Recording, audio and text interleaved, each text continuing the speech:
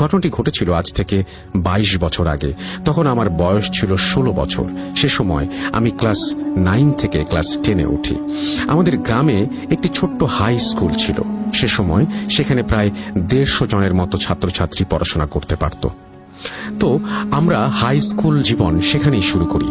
পুরো স্কুল মিলে যে কজন ভালো স্টুডেন্ট ছিল তাদের মধ্যে আমিও একজন ছিলাম।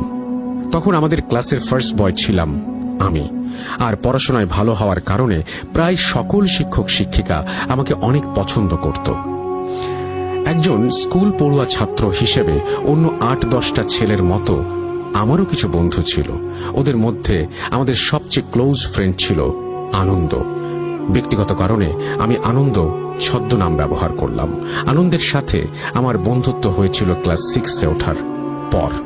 স্কুলে আমরা দুজন সবসময় একই বেঞ্চে বসতাম।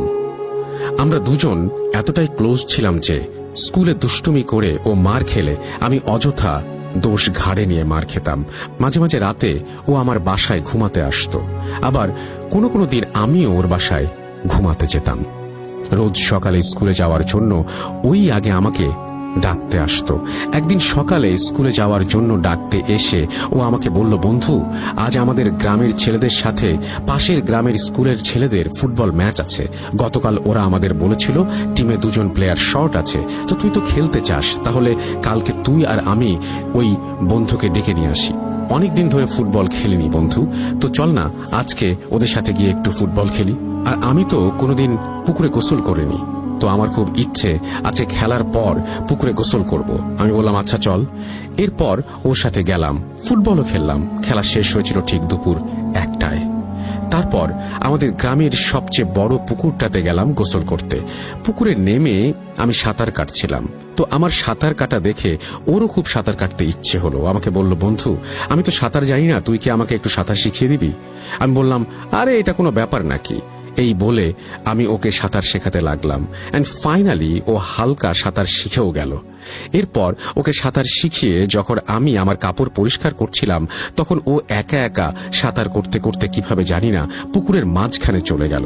এর কিছুক্ষণ পরে পুকুরের মাঝখানে তাকিয়ে দেখি ও আর ওখানে নেই। আমি ওকে ডাকাডাকি করলাম, কিন্তু কোনো জবাব পেলাম না। এভাবে অনেক খোঁজাখুঁজির পর যখন আর কোনো উপায় খুঁজে পেলাম না, তখন চিৎকার দিয়ে কেঁদে উঠলাম। আর আমার চিৎকার শুনে পুকুরের আশেপাশে যারা ছিল তারা সবাই ছুটে এলো।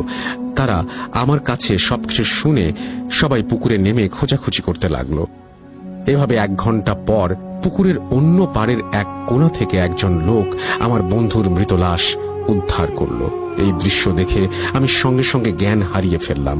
তারপর জ্ঞান ফিরে দেখি আমার বন্ধুকে কবরস্থ করার জন্য নিয়ে যাওয়া হচ্ছে। এই দৃশ্যটা দেখে আবারও কান্না করতে লাগলাম এবং ওর লাশটাকে আটকানোর জন্য ছুটে যাওয়ার চেষ্টা করলাম, কিন্তু আমাকে প্রায় 10 জনের মতো লোক ধরে রাখায় আমি কিছুতেই ওর কাছে যেতে পারিনি। সেদিন আমি রাত দিন 24 ঘন্টার মধ্যে প্রায় 10 ঘন্টাই কেঁদেছিলাম। 2 দিন ধরে খাওয়া দাওয়া সবকিছু বন্ধ করে দিয়েছিলাম। এভাবে 1 মাস কেটে গেল। এরপর একদিন হঠাৎ রাতে ওকে স্বপ্নে দেখতে পেলাম। স্বপ্নেও আমাকে বলছিল, বন্ধু, তোকে ছাড়া আমি এখানে খুব কষ্টে আছি, আমি এখানে একা থাকতে পারছি না, তুই প্লিজ আমার কাছে চলে আয়। তারপর হঠাৎ করে আমার ঘুম ভেঙে গেল। আমি খুব ভয়ে চিৎকার দিয়ে ঘুম থেকে লাফিয়ে উঠলাম।